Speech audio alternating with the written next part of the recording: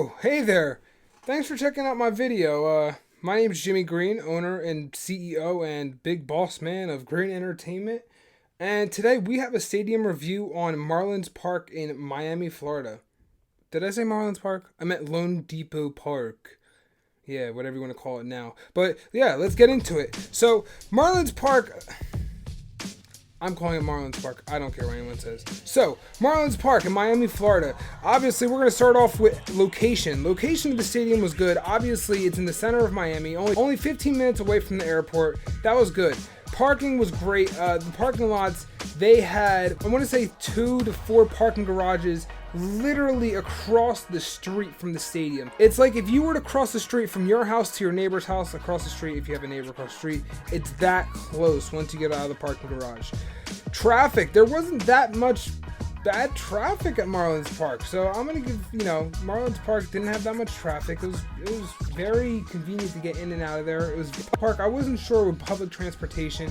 I didn't really do my research on it. I wasn't planning to do my research on it. I took a car there, so I'm gonna stick to just parking today and judge it off that. But off of location, I'm gonna give Marlins Park a 7.5.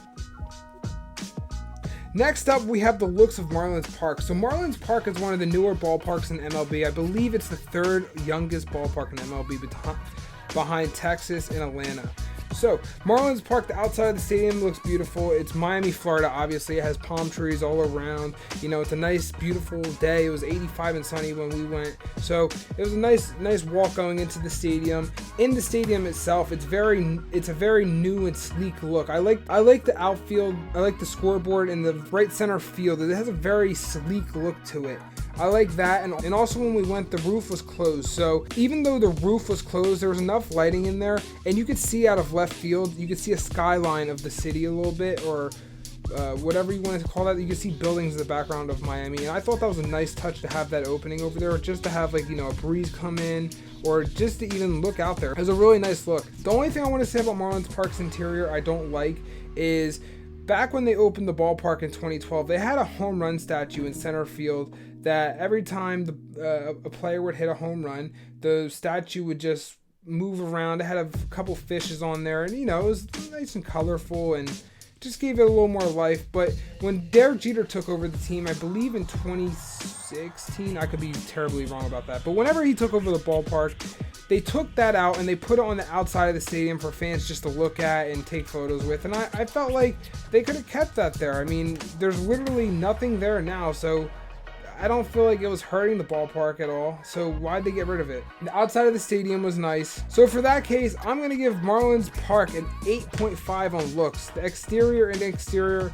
were both nice, and it had a very modern, sleek look. So today, staffing service is what's going to kill the rating on Marlins Park. With my experience in the parking garage, the parking lot attendant, or whatever you want to call it, worker, they weren't the nicest people. So I had a little bad experience with the parking lot attendant, and that already killed it, considering that's the first person you see going to the ballpark. That killed it for me. And then also, I just shrugged that off. I got into the ballpark and did what I had to do. And with the people in the stadium, no one knows where anything is or what they're doing. I've asked a couple people where I can find certain food places or where I can find certain team stores, and no one knows where anything is. But the one thing I did like about Marlins Park is that when I went there, they had a security guard at every section walk around, making sure that everyone had their mask on for the COVID-19 mask policy. And I feel like that's a big deal. That's a huge deal. I've been to 2 other ballparks since the start of COVID-19, and that was Raymond James Stadium and Tropicana Field. And those 2 other ballparks did not enforce the mask policy like Marlins Park did. And I thought that was a big deal. Safety is number 1. And for that, I'm going to give Marlins Park a 7 for service and staff. If it wasn't for those security guards looking for people without masks, I would not give them a good rating whatsoever. Next up, we have concessions. So concessions, I was a little disappointed on. When I went there, I had a Marlins roll. It was a sushi roll. And surprisingly, it was pretty good for sushi from an MLB ballpark. Did it look good? It didn't look good at all.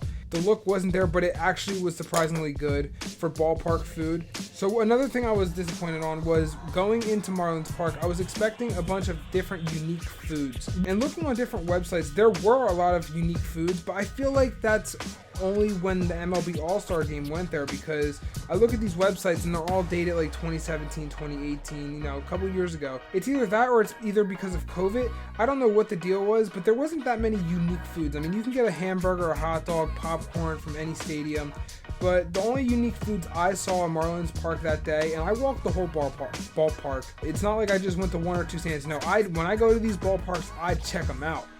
Yeah. Say not, but nah.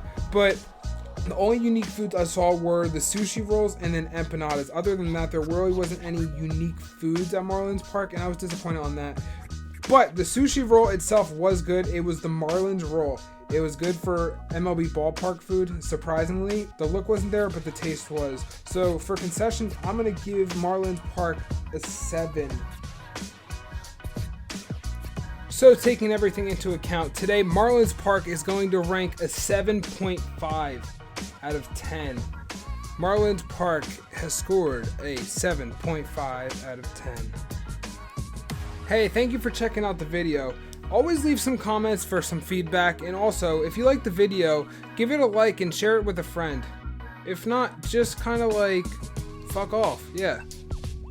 Fuck off. Just kidding. This is Jimmy Green with Green Entertainment, and I just want to say thank you for watching. Have a good one.